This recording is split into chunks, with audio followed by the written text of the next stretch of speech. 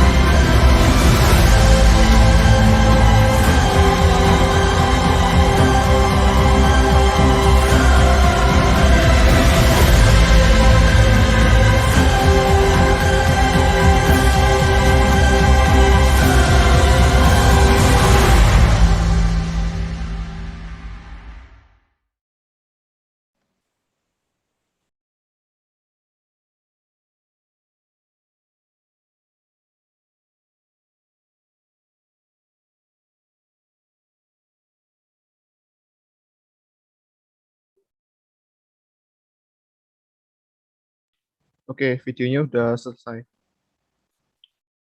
Selamat pagi yang terhormat Kepala Satuan Pendidikan SMA Santa Maria Surabaya, Ibu Maria Teresiani ke KMPD, Bapak Ibu guru sekalian, serta teman-teman yang terkasih.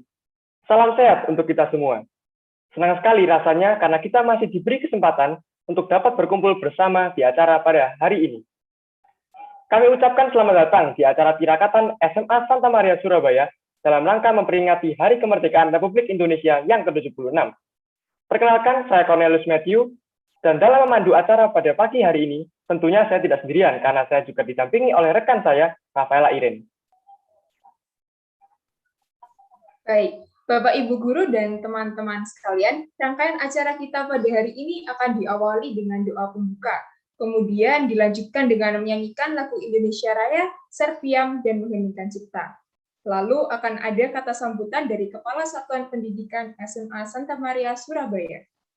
Setelah itu akan ada penampilan lagu kebangsaan dan lagu nasional oleh paduan suara SMA Santa Maria dan penampilan spesial dari tim band SMA Santa Maria Surabaya.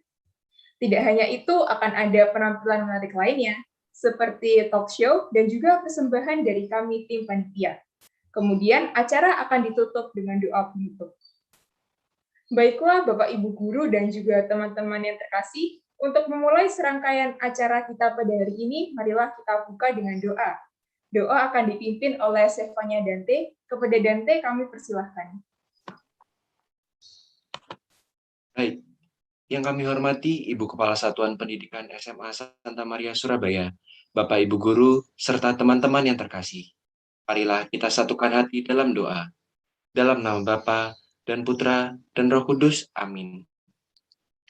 Ya Allah Tuhan yang Maha Pemurah, puji dan syukur kami panjatkan kehadirat-Mu. Pada saat ini kami seluruh warga SMA Santa Maria Surabaya berkumpul dan bersatu hati pada kesempatan hari ini. Pada kesempatan kali ini kami ingin mengenang jasa perjuangan para pahlawan yang telah gigih berkorban meraih kemerdekaan. Jadikanlah acara ini sebagai momentum untuk semakin memperkuat tali persatuan dan kesatuan bangsa kami. Jauhkanlah bangsa kami dari perselisihan dan perpecahan. Limpahkanlah rahmat dan karunia kepada kami dan negeri kami. Terlebih pada saat ini, kami seluruh masyarakat sedang berduka dengan adanya pandemi. Kami mohon kepadamu ya Bapa, semoga bangsa kami bersatu untuk menghadapi pandemi yang terjadi ini. Kami juga mendoakan bagi pahlawan tenaga kesehatan yang sudah berjuang untuk mengatasi pandemi ini. Ya Bapa, kiranya Engkau memberikan istirahat yang kekal bagi para tenaga kesehatan yang telah berpulang dan penghiburan bagi keluarga yang ditinggalkan. Semoga kami dapat mewarisi semangat juang para pahlawan dan dapat meneruskan perjuangan mereka untuk mewujudkan cita-cita bangsa. Kami memohon kepadamu ya Bapa, tingkatkan kesadaran tanggung jawab kami untuk tetap utuh dan bersatu serta mudahkanlah kami dalam mengatasi berbagai hambatan, tantangan, dan gangguan. Kami mohon kepadamu ya Bapa, kiranya Engkau menyertai seluruh rangkaian acara tirakatan ini dan menjadikan Indonesia tangguh, Indonesia tumbuh. Semua rangkaian acara ini kami serahkan ke dalam tangan-Mu. Amin. Dalam nama Bapa dan Putra dan Roh Kudus. Amin. Marilah kita mempersiapkan diri untuk menyanyikan lagu Indonesia Raya, Serviam, Mengheningkan Cipta.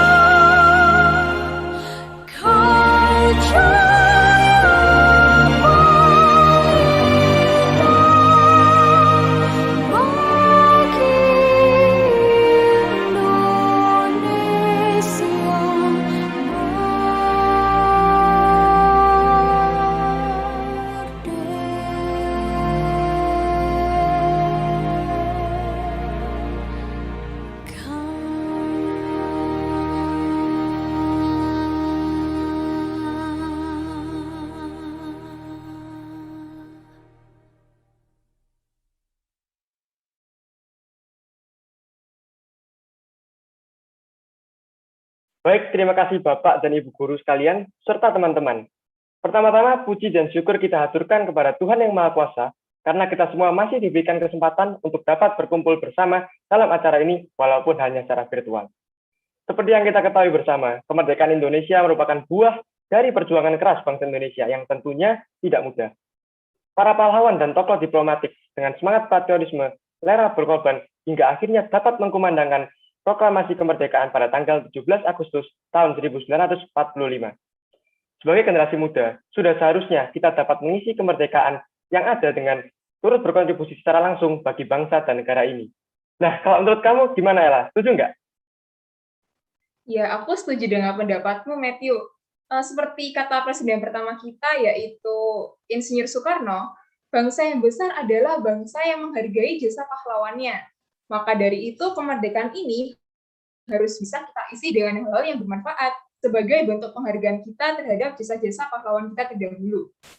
Sekarang marilah kita menjadi generasi muda yang produktif untuk bisa mewujudkan tema utama Hari Kemerdekaan ke-76 ini, yaitu Indonesia Tangguh, Indonesia Tumbuh. Sebelum beranjak ke acara selanjutnya, marilah kita mendengarkan sambutan dari Kepala Satuan Pendidikan SMA Santa Maria Surabaya, Ibu Maria Teresiani ke KMPD, yang akan diwakilkan oleh Ibu Bernadia A. Laksitaningtyas, SPD.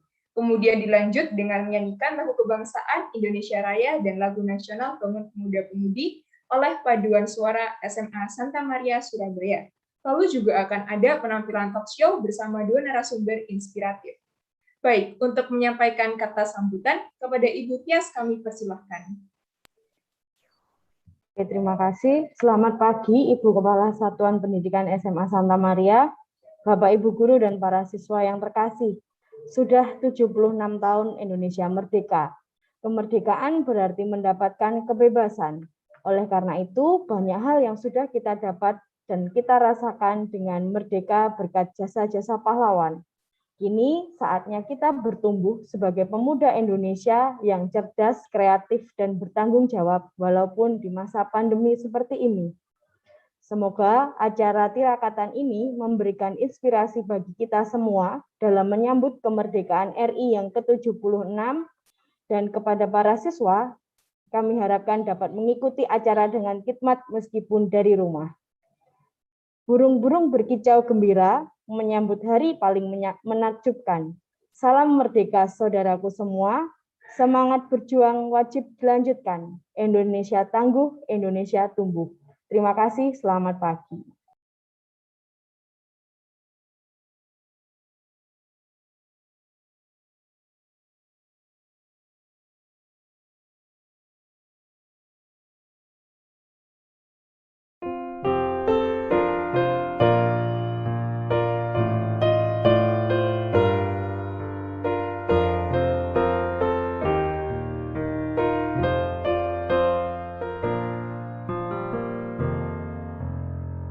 Hari-hari terus berlalu, tiada pernah berhenti.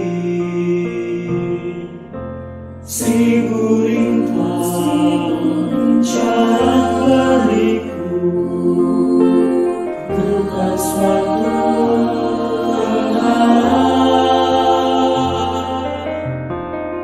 hadapilah segala tantangan, mohon petunjuk yang kuasa, ciptakanlah kerukunan bangsa.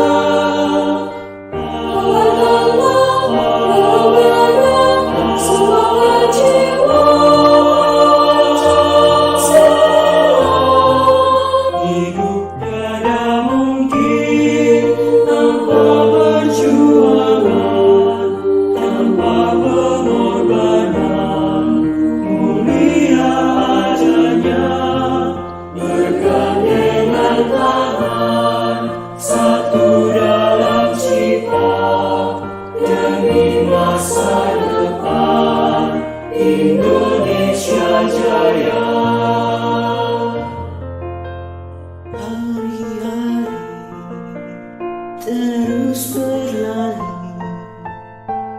tiada pernah berhenti.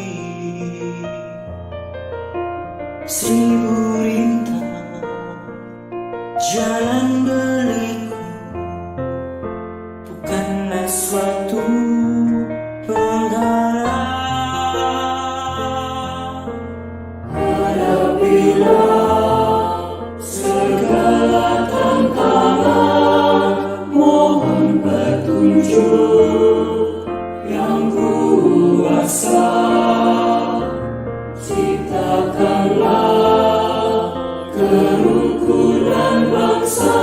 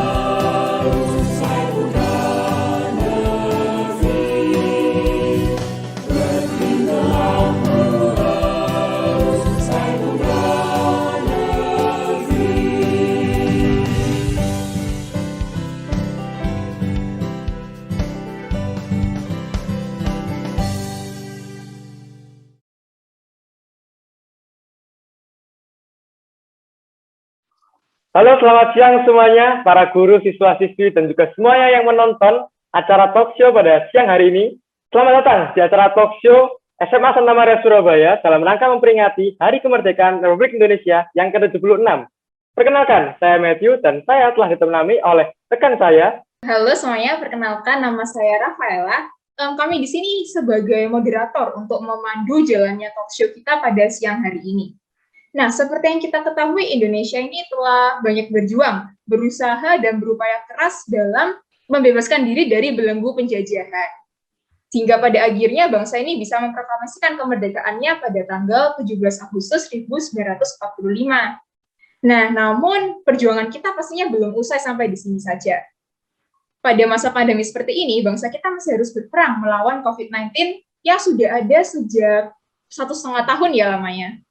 Nah, benar banget itu Ella. Nah, adapun topik yang diangkat dalam talk show pada siang hari ini adalah perjuangan kemerdekaan di masa pandemi.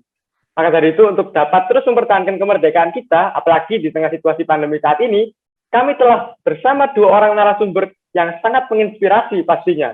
Kalau begitu, tanpa banyak basa-basi lagi, langsung saja kita sambut.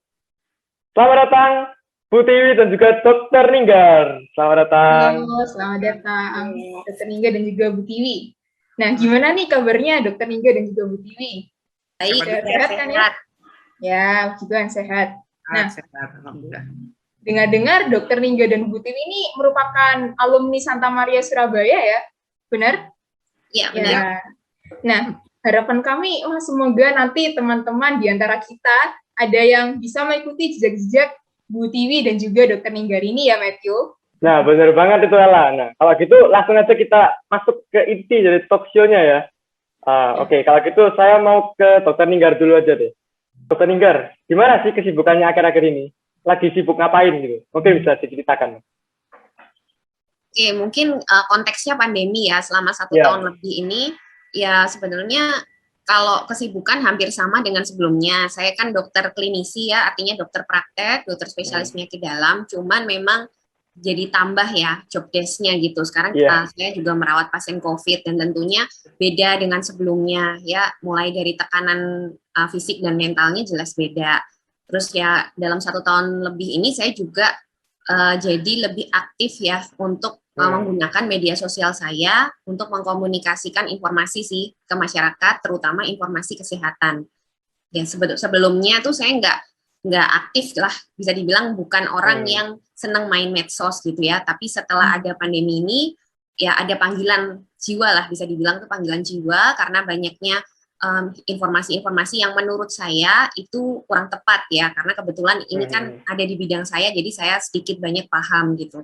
Jadi karena itu saya terpanggil untuk memberikan edukasi atau informasi lah ya kepada masyarakat melalui media sosial saya. Itu aja sih sebenarnya sehari-hari kerjaan saya itu aja. Jadi di dunia nyata ya jadi dokter, di dunia medsos ya saya seperti mengedukasi lah ya hampir tiap hari gitu.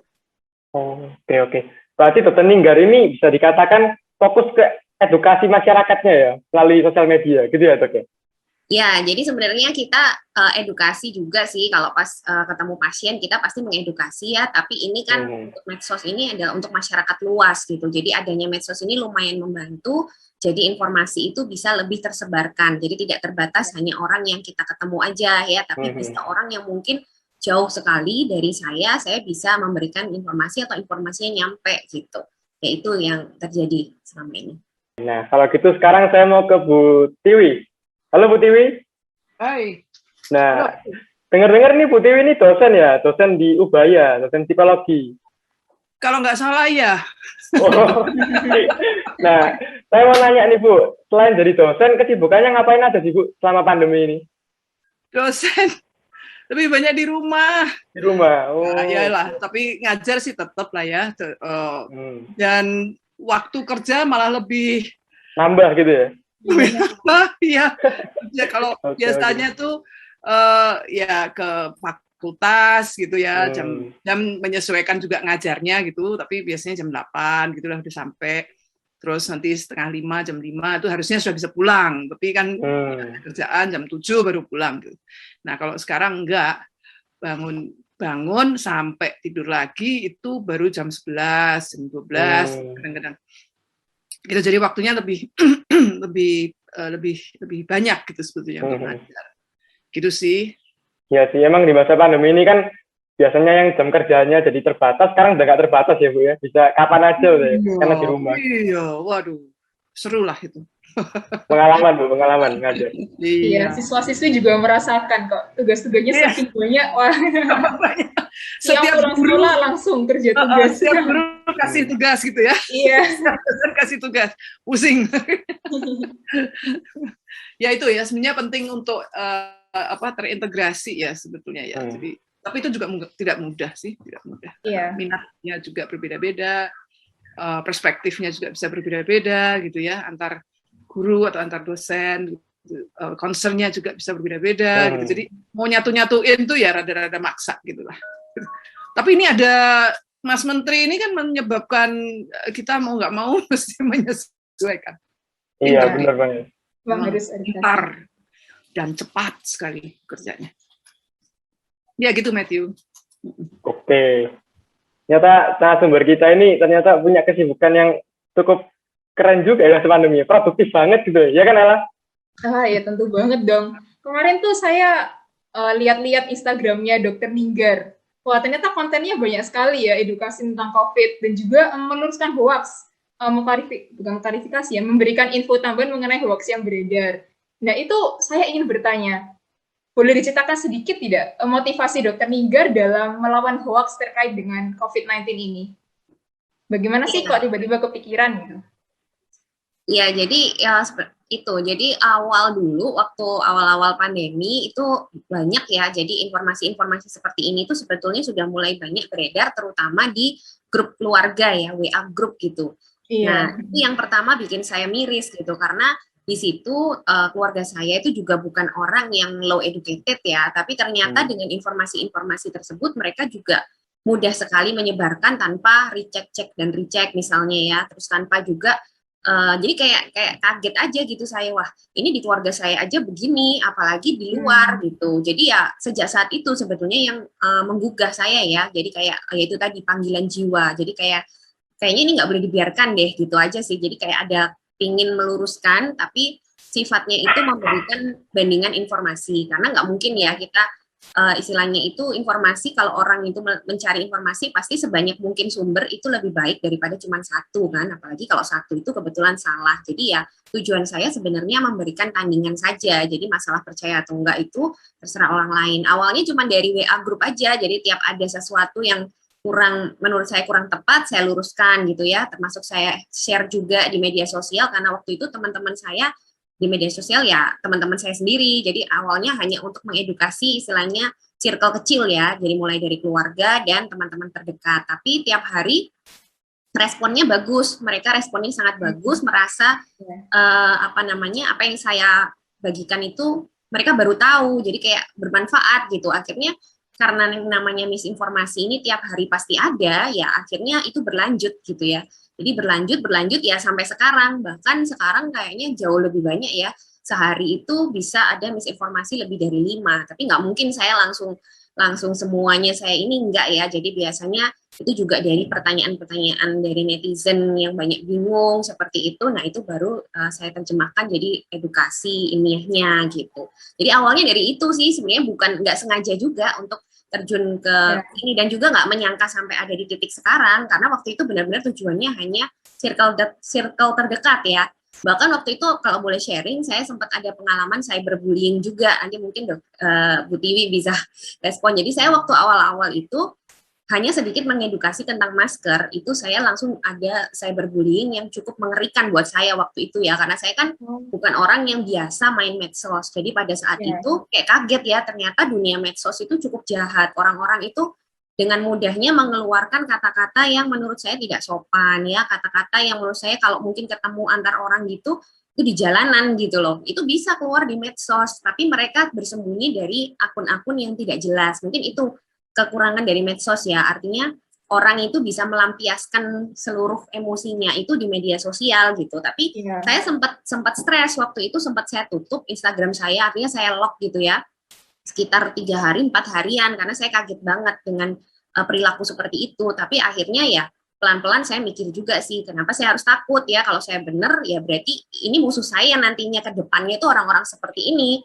Ya mau nggak mau saya harus tetap memberikan informasi supaya orang lain tidak terjerumus juga, karena orang-orang yang seperti ini ngeri banget gitu ya, karena mereka tuh udah punya keyakinan yang ya anggap aja kayak kita bicara sama orang beda keyakinan, ya kita memaksa dia pindah ke keyakinan kita kan nggak mungkin gitu ya, sulit sekali dan nggak mungkin bisa atau jarang bisa duduk bersama gitu.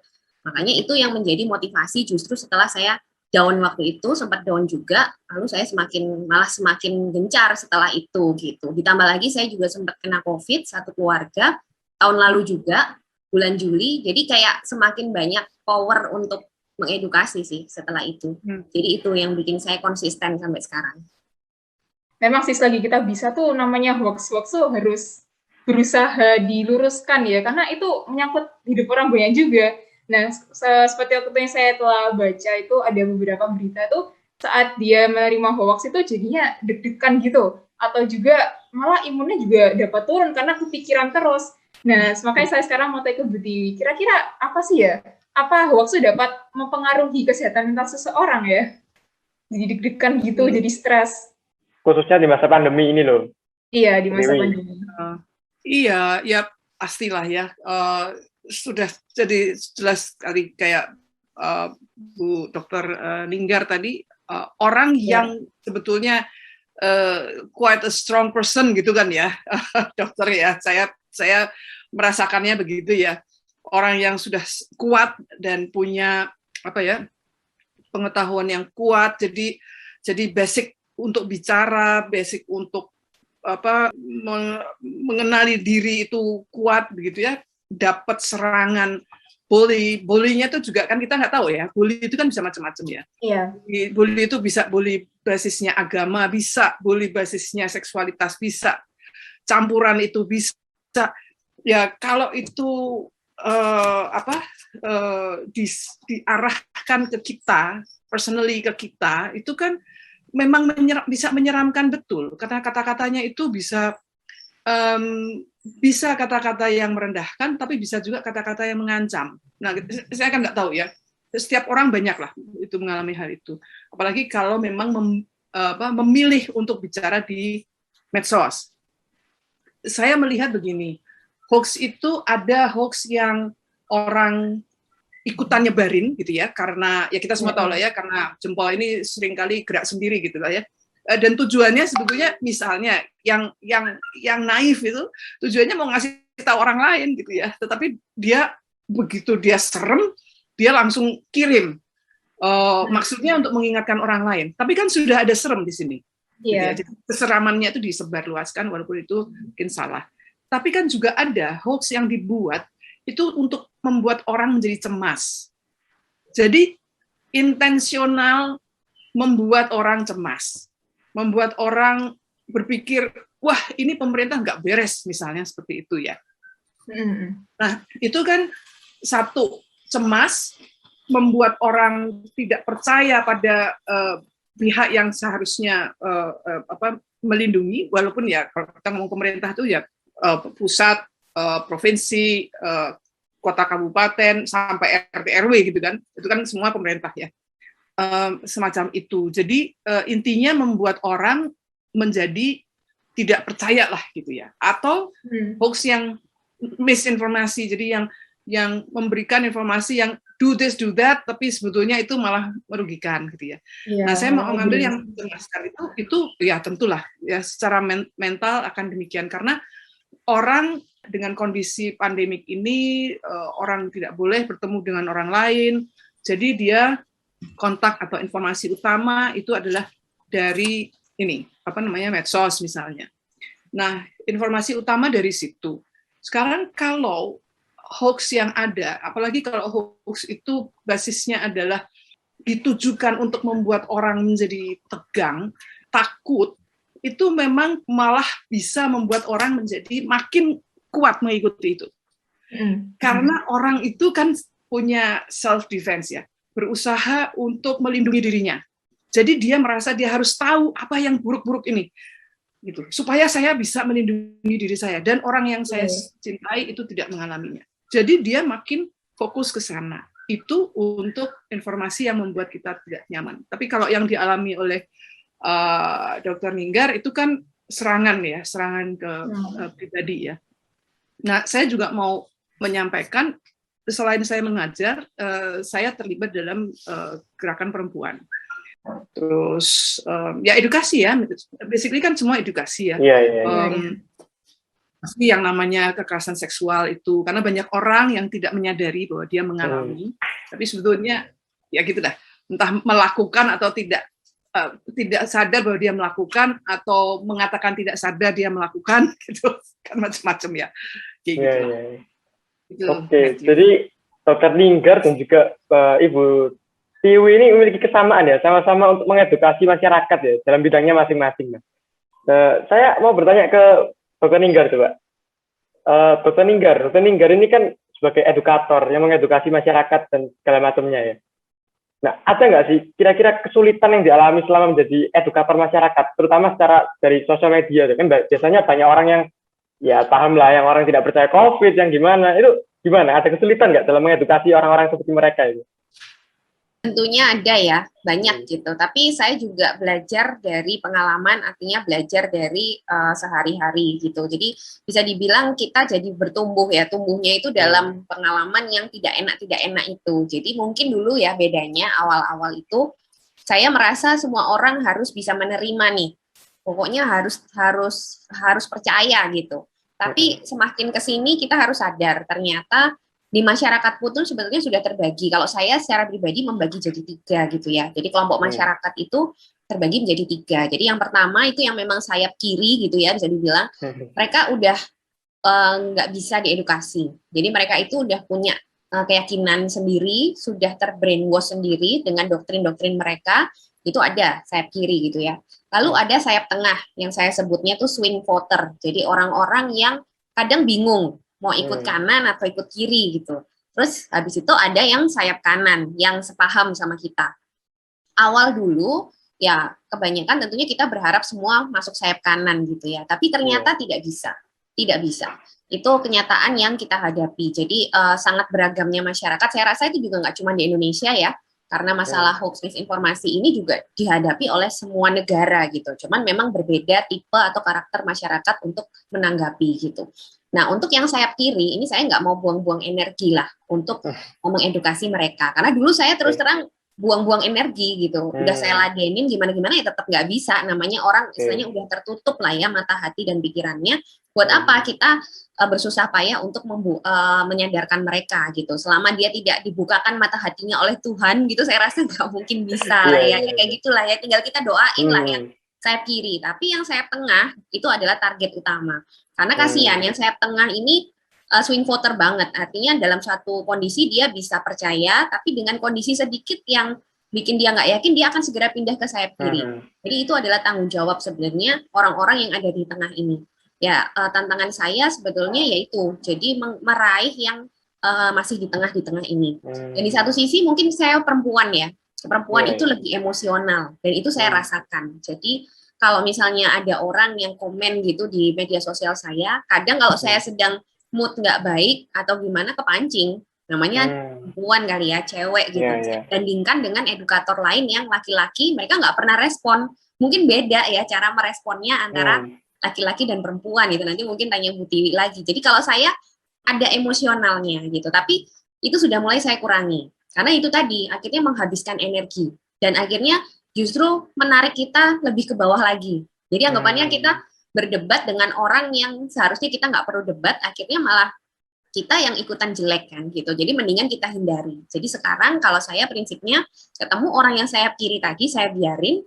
Kalau dia sudah keterlaluan ya, artinya dia sudah mulai cyberbullying tadi, saya blok dia. Jadi saya udah nggak pikir panjang lagi. Jadi beda dengan yang dulu. Kalau dulu masih saya ladenin gitu ya, ngikutin emosi. Tapi sekarang enggak. Jadi artinya saya ingin menciptakan juga lingkungan di media sosial saya itu memang orang-orang ingin mencari informasi tanpa harus teracuni oleh orang-orang yang seperti ini. Karena kadang-kadang keyakinan-keyakinan seperti ini tuh bisa menginduksi orang lain. Jadi kayak bisa menular kan. Yang namanya waham, namanya keyakinan itu kalau misalnya dipaparkan tiap hari, itu kan lama-lama dia bisa ketularan juga gitu. Jadi ya itulah yang ingin saya jaga. Makanya orang-orang seperti ini biasanya langsung saya blok, atau saya restrict lah, paling nggak orang lain nggak bisa lihat gitu. Karena ini sampai sekarang masih orang yang tidak percaya COVID ini masih ada. Tapi saya yakin semakin banyaknya kemarin kasus tinggi dan lain-lain itu, saya ngerasain banget pada saat kasus tinggi-tingginya itu volume atau frekuensi orang-orang yang tidak percaya itu mampir ke media sosial sangat berkurang. Jadi mungkin pada saat itu entah dianya juga mengalami atau mungkin keluarganya mengalami, dia nggak sempat main media sosial. Jadi sebenarnya kalau mau dibilang dengan semakin meningkatnya kasus itu banyak orang semakin sadar sendiri. Gitu. Ya ini nggak tahu ya kita sampai kapan pandemi kita nggak tahu. Tapi artinya justru pada saat kasus meningkat itu orang-orang yang seperti itu malah berkurang. Dan sekarang jauh lebih berkurang dibanding sebelumnya. Jadi ya seperti mereka disadarkan sendiri-sendiri dengan masing-masing gitu loh. Bahkan ada yang sampai DM saya ya, ngaku kalau dulunya dia nggak percaya COVID. Tapi sekarang ayahnya meninggal. Karena yang menulari dia sendiri. Akhirnya dia sekarang justru menjadi agen edukasi di daerahnya. Sekarang dia selalu belajar sama saya. Ada orang yang seperti itu. Jadi bagi saya sih, kalau kita memberikan informasi itu banyak yang udah nyerah juga ya, artinya ya mungkin saya dulu kalau nggak mau lanjut mungkin juga udah bisa nyerah dari awal-awal dulu karena memang nggak mudah gitu. Tapi saya selalu kasih semangat di orang-orang yang follow saya ya, saya bilang pokoknya informasi itu penting. Informasi itu penting, kasih aja informasi yang benar, nggak peduli mereka percaya atau enggak ya, karena prinsipnya itu maybe we can change the world, tapi kita we can change someone's world. Artinya, meskipun kita nggak mengubah seluruh dunia, tapi satu orang aja berubah nasibnya, itu udah senang banget rasanya, gitu. Apalagi sekarang sudah banyak yang berbondong-bondong vaksin ya dok ya? Ya itu dengan alasan mereka kadang-kadang denial kan alasannya, ya kalau nggak vaksin nanti nggak bisa masuk mall, nggak bisa kerja, nggak bisa kuliah. Saya nggak peduli, yang penting vaksin. Yang penting vaksin, udah nggak peduli alasannya. Pasti ya vaksin juga. Jadi saya ketawain aja kalau ada anti vaksin yang ngowar-ngowar gitu, ntar lu juga vaksin, kalau nggak bisa kerja, nggak bisa sekolah, nggak bisa kemana-mana, kan gitu. Ya udah biar aja, iya. Gitu. Tadi ini juga berkaitan tadi yang Bu Tiwi bilang kalau pengaruh dari bullying dan segala macam kan tidak bisa timbul rasa percaya terhadap aparat yang seharusnya melindungi ya kan. Contohnya kayak vaksin ini, awalnya kan nggak ada yang percaya, percaya sama vaksin dan segala macam. Tapi sekarang akhirnya bondong-bondong vaksin ya. Lucu juga ya berarti. Nah, kalau Bu Tiwi sendiri, dari segala macam hal-hal yang terjadi di masa pandemi ini, dalam hal kesehatan mental dan segala macam, Bu Tiwi ini kan juga, saya lihat aktif juga ya, dalam mengedukasi dan juga membantu banyak-banyak orang dalam kesehatan mental gitu ya. Kira-kira ada nggak kesulitan-kesulitan yang dialami? Padahal kan sebelum pandemi sudah sulit, apalagi setelah pandemi. Ada nggak? Iya. Saya bukan orang yang bergerak di medsos gitu ya. Itu kekurangan saya. Jadi saya sangat appreciate Dr. Ninggar gitu ya. Bagus sekali begitu. Dan bertahan untuk bisa demikian gitu ya. Saya lagi berpikir-pikir, ini kekuatannya dari mana aja gitu ya. Karena paparan dari yang ajaib-ajaib gitu kan banyak.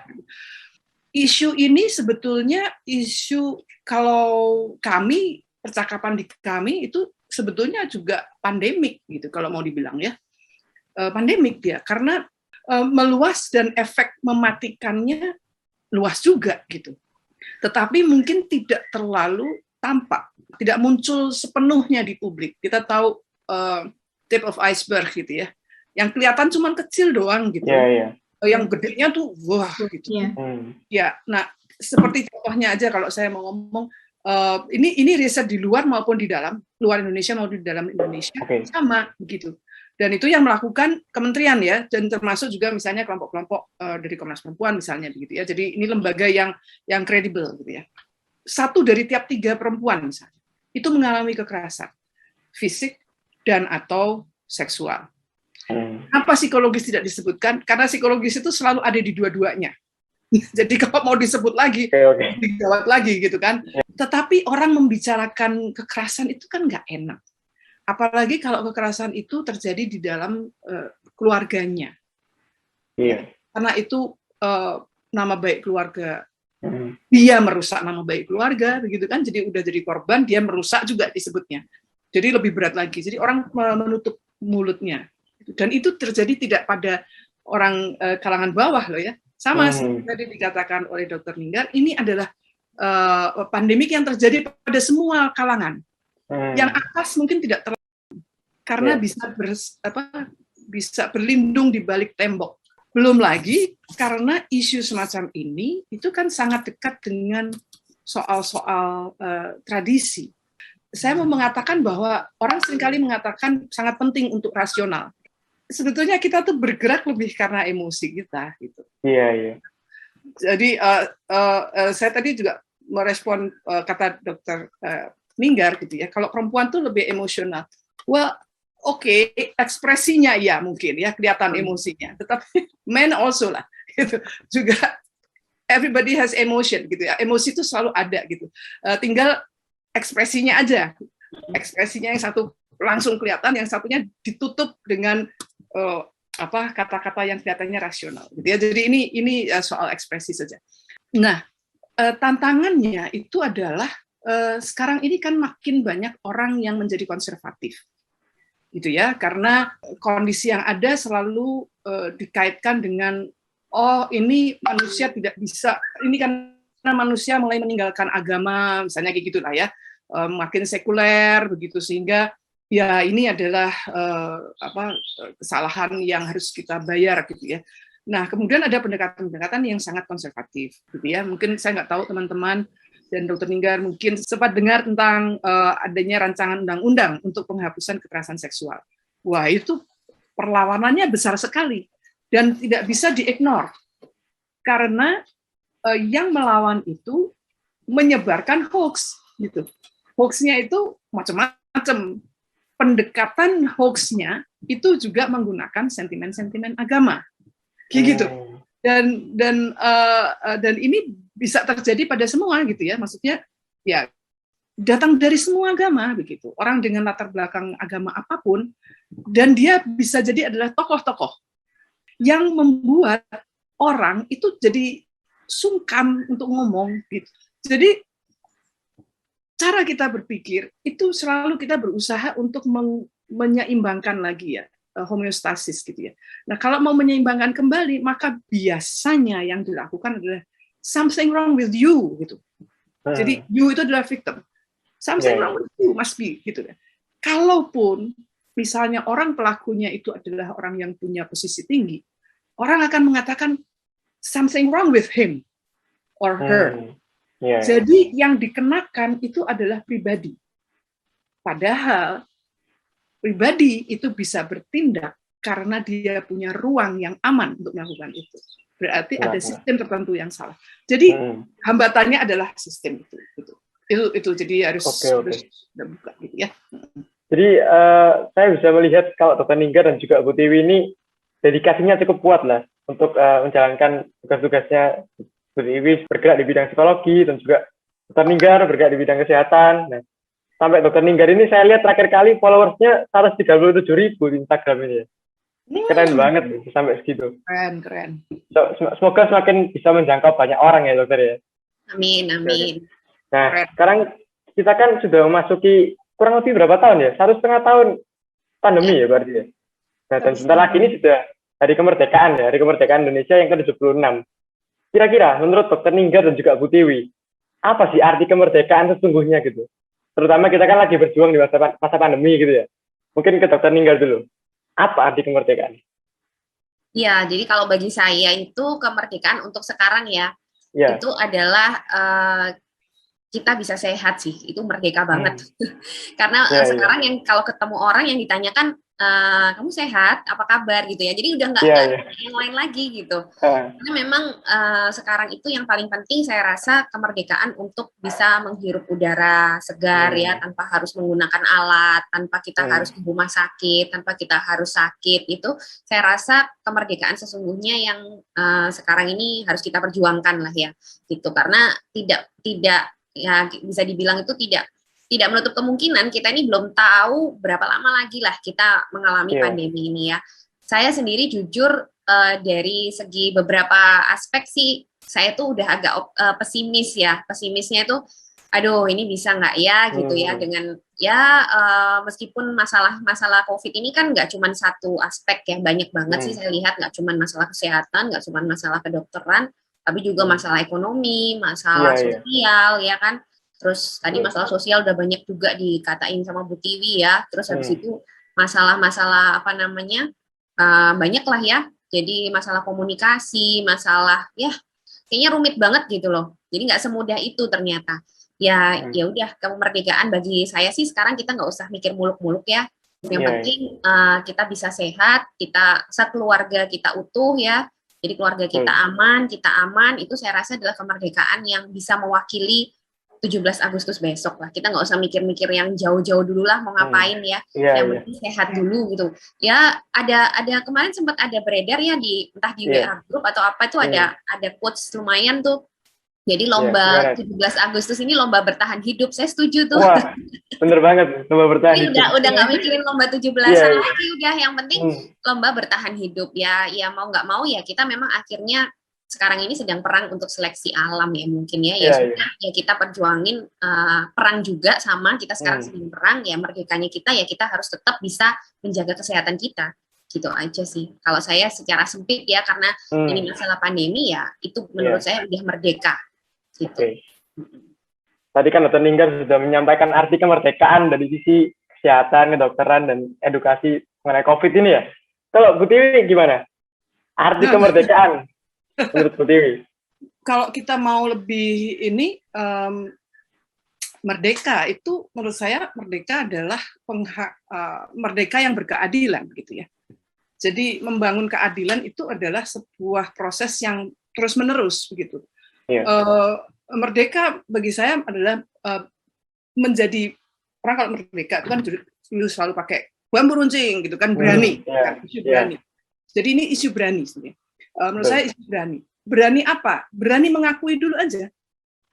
Very simple, tapi not simple gitu. Karena misalnya saja berani mengakui bahwa saya pernah mengalami atau saya selama ini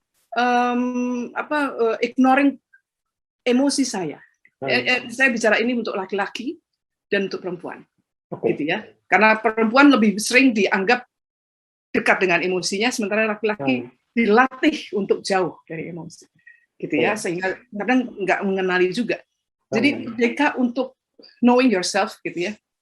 Artinya kita juga akan lebih mengakui apa yang dialami oleh orang lain.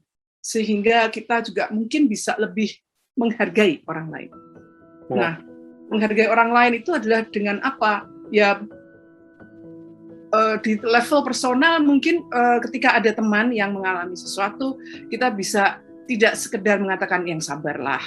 Ya, tapi kamu ngalamin itu ya, didengerin aja. Kemauan untuk mendengarkan itu juga membutuhkan keberanian gitu ya, karena boleh jadi yang kita dengarkan itu berimpact juga ke kita karena kita melihat ternyata saya juga ngalamin kayak dia dan itu nggak menyenangkan kayak gitu. Jadi kayak gitu. Dan kalau dalam kerangka besarnya merdeka, tetapi kalau ada kelompok yang tidak pernah suaranya terdengar atau kurang dihargai, itu sama dengan belum merdeka. Ya, kalau kita belum merdeka ya kita akuin aja kita memang belum merdeka gitu loh.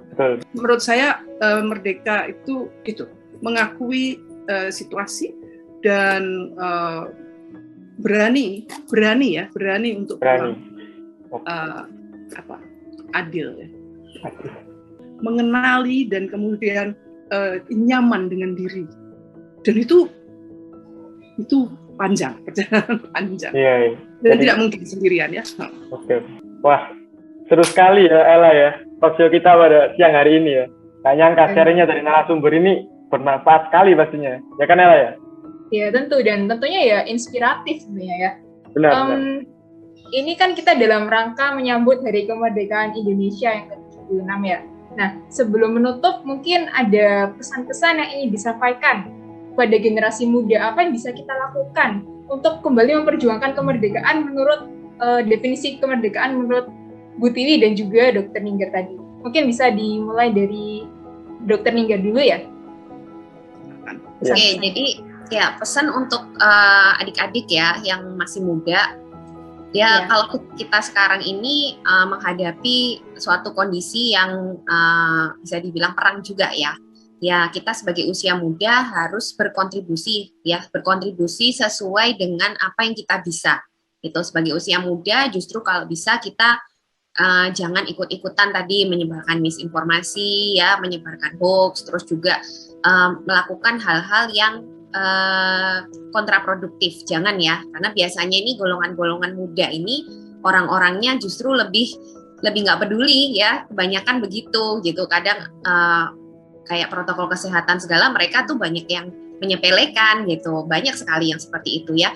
Nah, kita sebagai generasi muda jangan ya, karena gimana generasi muda ini harapan bangsa, artinya ya lakukan kontribusi minimal aja, yang penting itu bermanfaat untuk diri kalian, untuk orang sekitar, paling tidak untuk keluarga ya, karena pada kondisi sekarang ini untuk menghadapi pandemi ini bukan masalah kita saja ya, tapi masalah kita semua.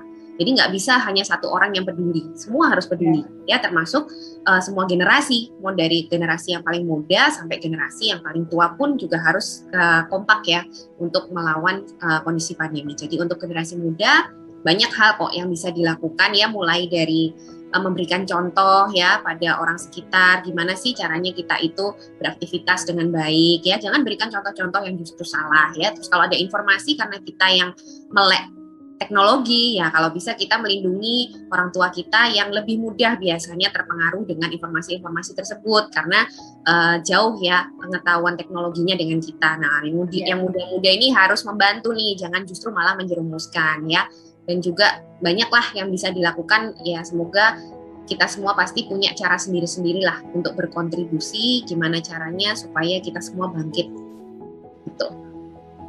Iya, memang ya, sesuai identitas bangsa kita bersatu, meskipun sedikit-sedikit jika dilakukan secara bersama, secara bersatu, pastinya akan memberikan dampak yang cukup besar juga ya. Iya, pasti. Ya. Nah, sekarang untuk Bu Tiwi, apakah ada pesan-pesan yang ingin disampaikan ke generasi muda? Ya, terima kasih. Saya selalu berpikir orang muda itu punya energi yang luar biasa, gitu kan ya? Ya karena muda, gitu.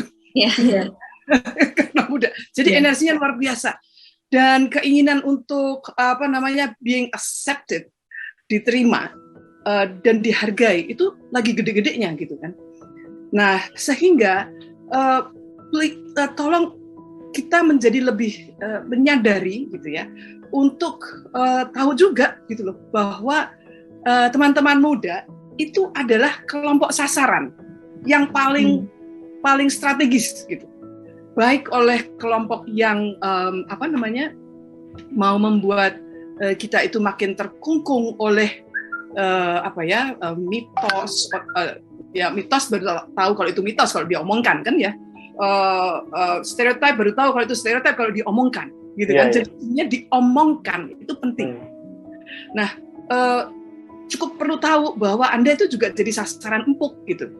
Ya, baik oleh kelompok yang ingin membuat makin konservatif, ya kan, makin terkotak-kotak, disitulah tempatmu, jangan ke tempat yang lain gitu ya, makin pecah, itu, ingat itu. Jadi itu makin kuat. Jadi saya senang banget nih diajakin sama teman-teman Sanmar gitu ya, balik lagi ke sekolah.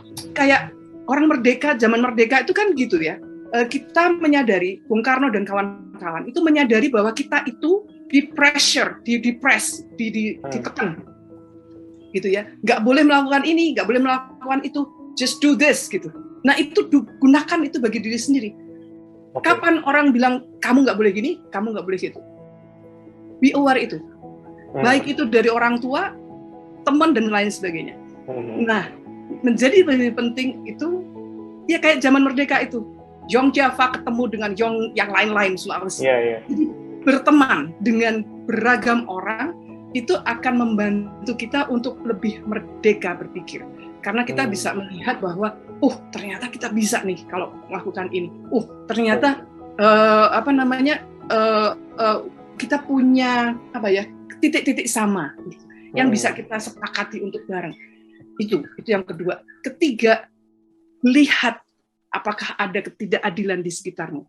If that happen, dan mari bergabung dengan gerakan yang untuk memerdekakan, bukan mengelompok-kelompokkan. Karena ada upaya yang mengatasnamakan apapun, itu yang mau mengotak-ngotakkan.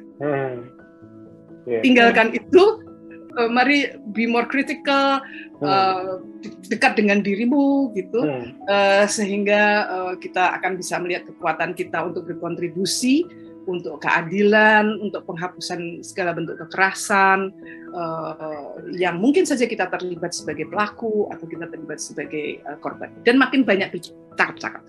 Begitu kira-kira. Oke, terima kasih banyak Dr. Ninggar dan juga Bu Tiwi atas waktunya, karena telah menyempatkan datang juga ke sini. Semoga melalui talk show ini dapat menjadi titik balik ya bagi kita, terutama generasi muda, untuk dapat terus semangat dan poinnya, berani jujur terhadap diri sendiri terlepas dari hal apapun. Dan juga dapat terus beradaptasi tentunya di masa pandemi ini, karena dengan terus mempertahankan semangat beradaptasi dan juga perjuangan ini akan secara langsung mewujudkan tema besar Hari Kemerdekaan Indonesia yang ke-76, yaitu Indonesia Tumbuh, Indonesia Tangguh. Kami selaku moderator mengucapkan mohon maaf sebesar-besarnya apabila terjadi kesalahan kata dan sebagainya. Terima kasih dan sampai jumpa di kesempatan lainnya. Salam sehat. Sampai jumpa. Sampai jumpa. Terima kasih. Oke. Wah, keren sekali ya pembahasannya. Benar sekali memang yang disampaikan oleh kedua narasumber tadi, ada Bu Tiwi dan juga Dr. Ninggar, bahwasanya bangsa Indonesia ini masih terpaku oleh kemerdekaan yang ada di Indonesia sendiri karena adanya wabah pandemi COVID-19. Tetapi harus dipahami lagi, sebagai generasi muda, diperlukan perubahan dari diri kita masing-masing agar dapat menjadi lebih bijak, berani, dan tentunya dapat mengenali lebih sendiri. Nah, benar sekali tuh Matthew. Setelah mendengarkan talk show tadi, mungkin teman-teman bisa merefleksikan masing-masing ya. Apa sih arti kemerdekaan bagi diri kalian? Mungkin juga apa yang bisa kalian lakukan dalam menghadapi masalah di masa pandemi? Atau mungkin timbul pertanyaan-pertanyaan lainnya juga. Nah, untuk semakin memperdalam makna kemerdekaan ini, dan juga untuk mencari jawaban dari pertanyaan-pertanyaan yang timbul, mari sekarang kita saksikan video persembahan dari kami semuanya.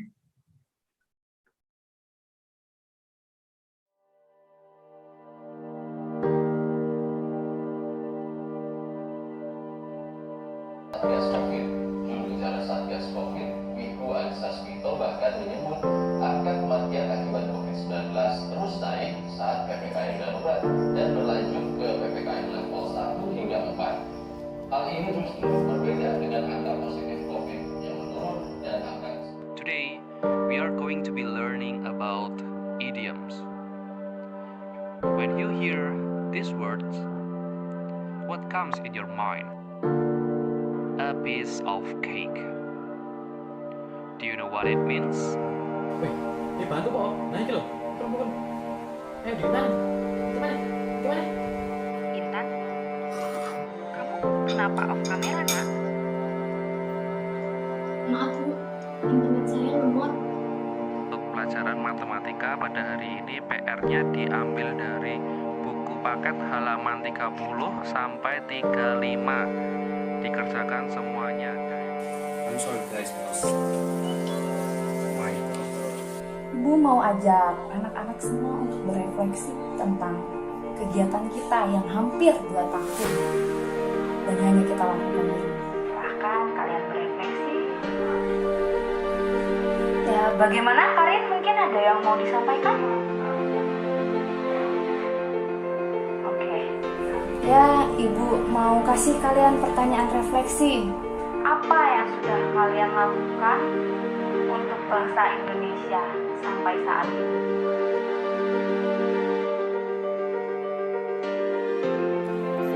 Mungkin sudah hari kemerdekaan. Kegiatan belajar mengajar sangatlah melelahkan. Tapi, apakah saya sebagai guru akan menyerah dengan pandemi ini? Atau saya akan melawan dan berusaha untuk mencetak generasi penerus bangsa yang berkualitas?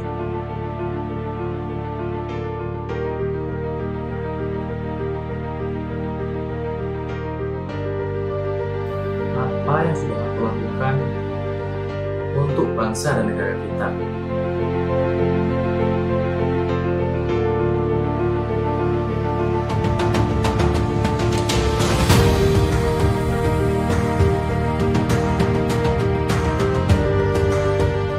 Apakah aku mau hidup terus-terusan seperti ini?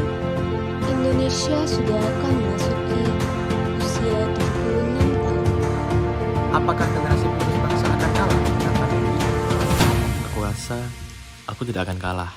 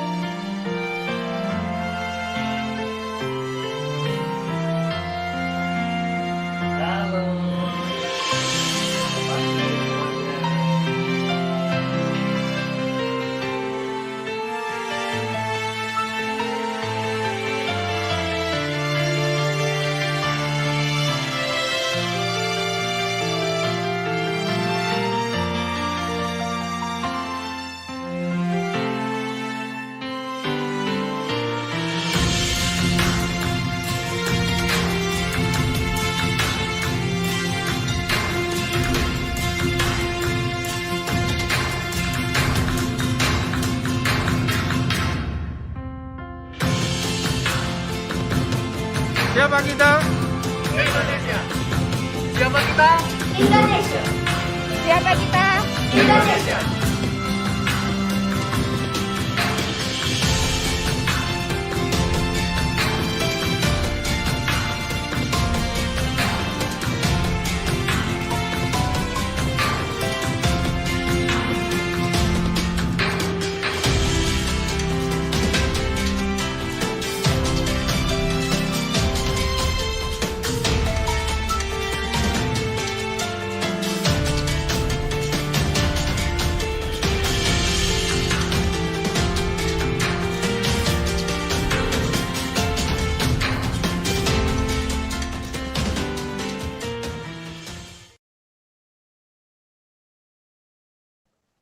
Wah, penampilan dibawakan oleh teman-teman kita tadi sungguh dalam dan mengena ya, Matthew.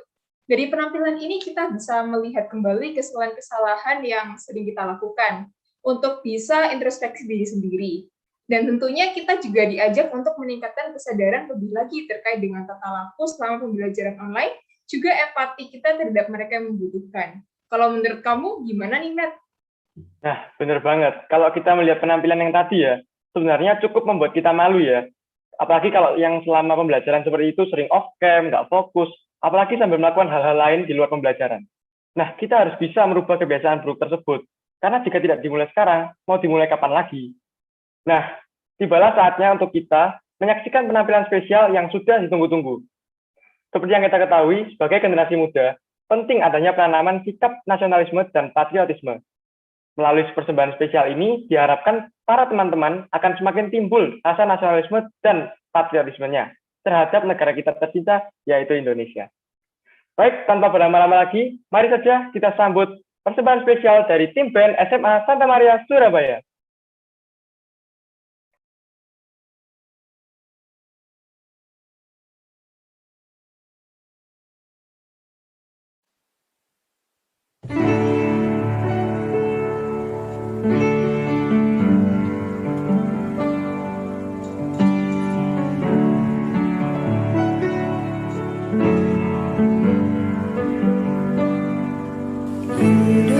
Indonesia tanah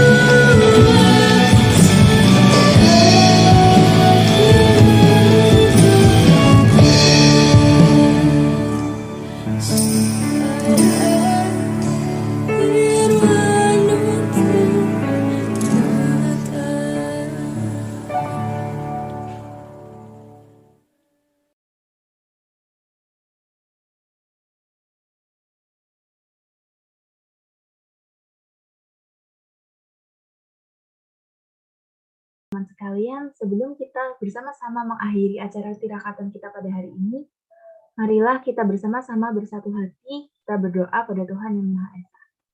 Nama Bapa dan Putra dan Roh Kudus. Amin.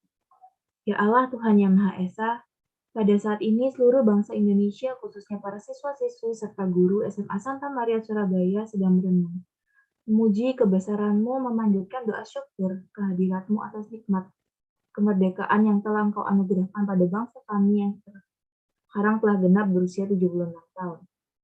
Untuk itu, terimalah doa dan rasa syukur kami ini. Ya Allah, Tuhan Yang Maha Kuasa, berkat rahmat dan karunia-Mu serta semangat persatuan dan kesatuan yang membara, bangsa kami dapat menyingkirkan penjajah dari bumi pertiwi Indonesia. Untuk itu, ya Allah, dengan kekuasaan-Mu juga, berilah kami kemampuan kepada bangsa ini untuk mampu mempertahankan dan mengisi kemerdekaan dengan penuh kesungguhan dan keikhlasan.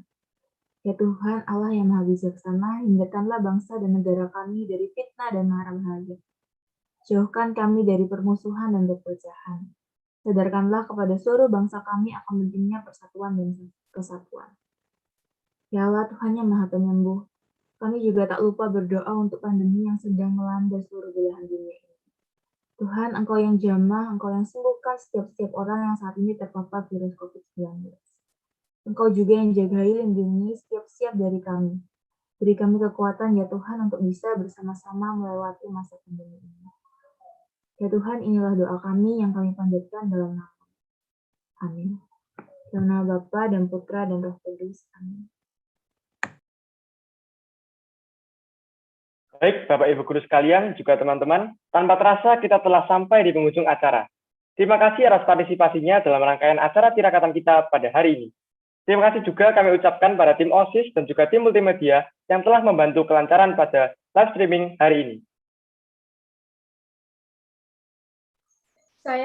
Saya dan Matthew memohon maaf sebesar-besarnya apabila ada kesalahan kata. Sekali lagi kami ucapkan terima kasih pada partisipasi semua teman-teman yang ada. Saya Rafaela dan Matthew pamit undur diri. Sampai jumpa dan salam sehat. Salam sehat.